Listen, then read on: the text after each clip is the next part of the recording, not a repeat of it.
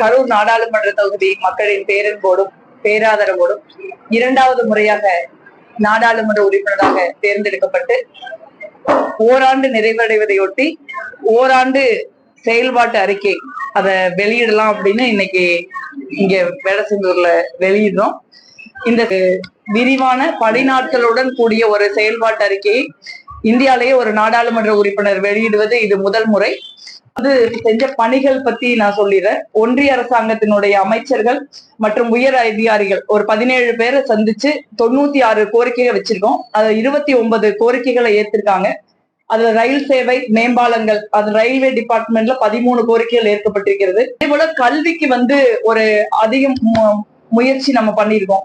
இந்தியாலேயே இந்த முறை கல்விக்கு அதிக நிதி ஒதுக்கீடு செய்த நாடாளுமன்ற உறுப்பினர்கள் பெருமை நமக்கு தான் கிடைச்சிருக்கு.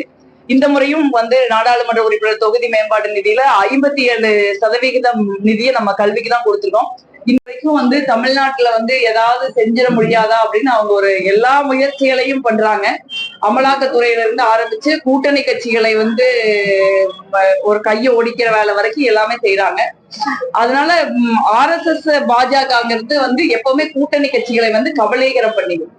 அவங்க எந்த ஊர்ல எந்த மாநிலத்திலையும் ஒரு கூட்டணி கட்சியோட சேர்ந்து ஆட்சி அமைச்சாங்கன்னா அதுதான் அந்த கூட்டணி கட்சிக்கு தனித்து சந்திக்கிற வலிமையோடு சந்திக்கிற இறுதி தேர்தலா இருக்கு. இதுதான் வரலாறு.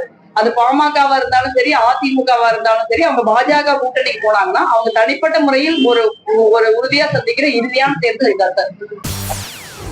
செய்திகளை உடனுக்குடன் தெரிந்து கொள்ள உடனே சப்ஸ்கிரைப் பண்ணுங்க.